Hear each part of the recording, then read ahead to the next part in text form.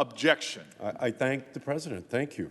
Mr. President, I want to begin my remarks today with a few words to specifically urge American seniors and the immunocompromised to continue to protect themselves against COVID-19 by ensuring that you are fully vaccinated, including a booster shot, and by wearing a high-quality mask.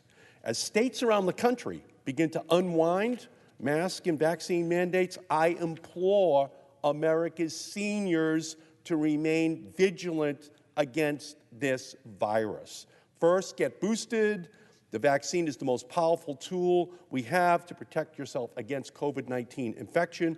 We know that the vaccine continues to be highly effective at preventing serious illness and death from COVID-19, but we also know that thousands of Americans have died from breakthrough cases of COVID-19, and the vast majority are over the age of 60. In Massachusetts alone, 2,200 vaccinated individuals have died of COVID-19, and more than 93% of those deaths are over the age of 60. We're 2% of America's population, so you can multiply that 2,000 to get an idea as to what has happened with people who are, quote-unquote, fully vaccinated, but who are older and who still contract the coronavirus. So we have to just make sure that everyone gets this message straight.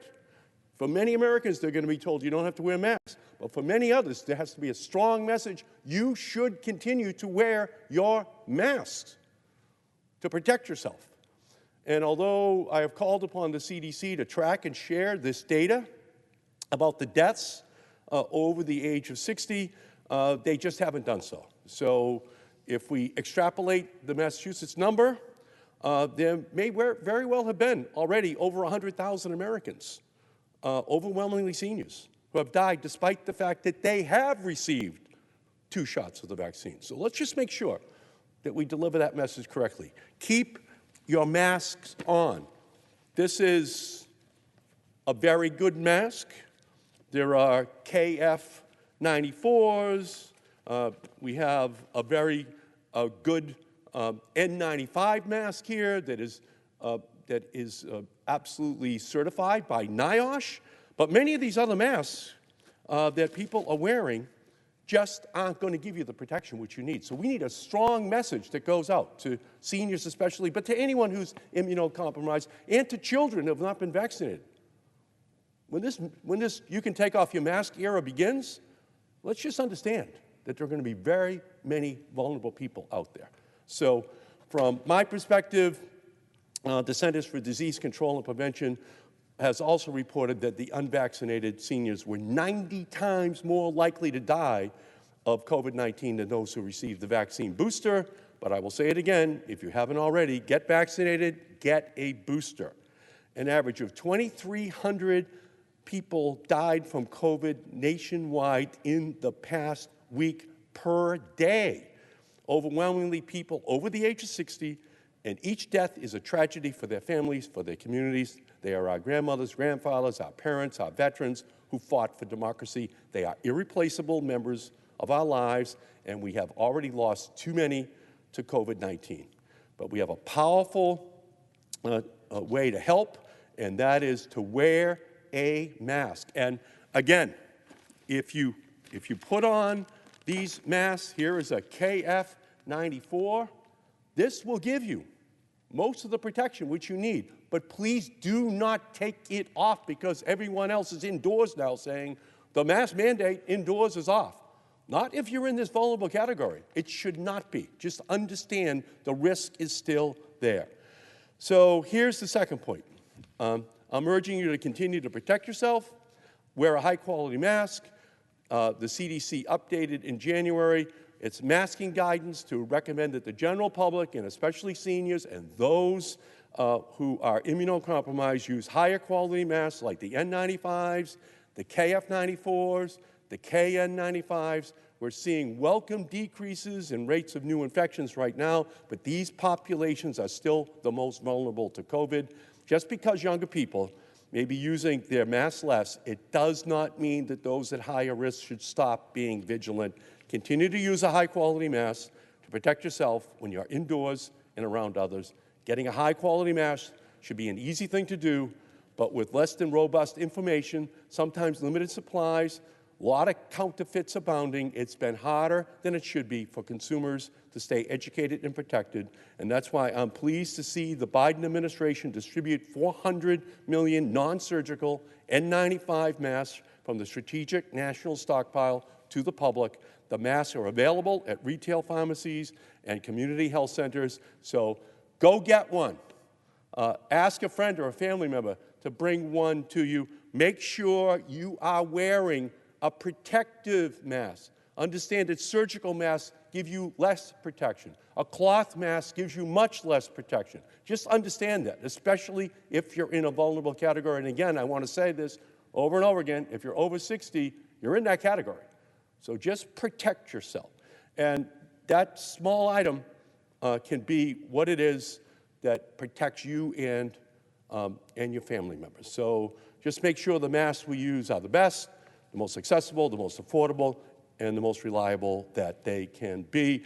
It's not always convenient, but we need to continue to protect ourselves. So I urge those Americans over the age of 60 and those who are immunocompromised to continue to mask up. And now I'd just like to move on quickly to a different topic. As we watch President Putin amass tens of thousands of soldiers on the border of Ukraine, we must confront the fuel that powers this show of military might, specifically fossil fuels. Our global addiction to oil and natural gas from Russia, from Saudi Arabia, keeps us locked into dangerous cycles of conflict and corruption. But we have a way out. We can build a pathway to a more prosperous future, a more peaceful future. We can build cities powered by cheap, clean electricity, build all-electric vehicles for our roads, and build homes that are healthier and more energy efficient than ever before. By putting 25 million new electric vehicles on our roads, we could stop all oil imports from Russia and Saudi Arabia into the United States of America. That's 25 million all-electric vehicles. That's a direct message to the business model of Russia and of Saudi Arabia. That's the United States Congress passing legislation that propels the all-electric vehicle revolution here and sets a model for the rest of the country. But rather than invest in that clean, affordable, healthy future, our country and the global economy is being held hostage by the American Petroleum Institute and their big oil buddies. Rather than supporting energy policies that secure our independence and our future, big oil pushes policies that secure their profit margins. And at the same time, as we get crocodile tears from Republicans over American fossil fuel leases, those same leases are feeding the American Petroleum Institute and not the United States of America. In 2021, we exported 1 out of every 4 barrels of oil we produced. And we are exporting them abroad because in 2015, the Republicans voted to end a decades-long oil export ban in the United States. It was the Republican votes that put company profits over consumer protections and climate policies. So our energy policies, our energy prices rose at home while we were left to deal with the health and climate crisis created in this rush to export and profit. And at the same time, we continue to import Russian and Saudi oil. That's what we're doing right now, propping up those regimes and supporting their financial reserves. The journey to energy independence simply does not run on fossil fuels. How does it run? It runs on solar, on wind, on battery storage, on clean, zero-energy carbon, on a clean energy future for our country. We can reimagine a future that is free from fossil fuel conflict. We can reimagine a future powered by the light of the sun, not by the oil controlled by the barrel of a gun. We can tell Russia we don't need their oil any more than we need their caviar. That's a message we can send by passing legislation that unleashes this clean energy revolution. We can reimagine a future where American ingenuity, manufacturing, and jobs drive our allies forward into a global clean energy revolution. And this future isn't far off beyond the horizon. It's right in front of us. And it's already putting Americans to work and keeping lights on across this country. In 2010, we had 1 million jobs in solar, wind and energy efficiency. By 2020, that more than doubled to more than 2 million jobs. And now we have all of those millions of workers out there, and we can double it again and double it again. We can create millions of new clean energy jobs for millions of Americans across this country. In 2008, we only had 26,000 megawatts of solar. Today, we have upwards of 264,000 megawatts of solar and wind capacity combined on our grid. And the electric vehicle revolution is already on its way. Automakers are pledging to produce 40 million new electric vehicles just in the United States. That's 2 million barrels of oil that's out of our system forever, that we don't need. That's the oil from Russia that we import today. That's the oil that we import today from Saudi Arabia. That's what we have to do in our country. And to put that in context, just 10 years ago, there were only 73,000 electric vehicles sold all year in the United States. We can do this. So our opportunity is great.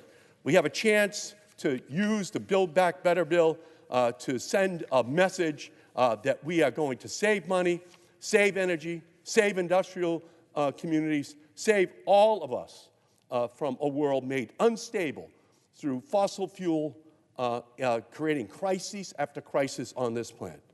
This is the power of the American-led clean energy revolution. And looking at the alternative, with troops paid by fossil fuel money on the border of Ukraine, I know what kind of future I want to fight for, and I think the American people want to fight for. We have to destroy the business model of Russia and Middle Eastern countries that have been sources of problems for American national security for more than a generation. That is the opportunity that we are all presented with right now. That's why Build Back Better. That's why President Biden's vision of wind and solar, all-electric vehicles, battery storage technologies, clean energy technologies by the millions being deployed in our country will create millions of new jobs, reduce greenhouse gases, improve our national security. This is the healthcare, the environmental, the national security, and moral issue of our time. And if we haven't learned another lesson from Ukraine, it should be that time is now for us to act so that 10 years from now, the next generation of young Americans can look back and say, we did act. We did destroy that business model. Mr. President, I thank you so much for giving me this opportunity, and I yield back.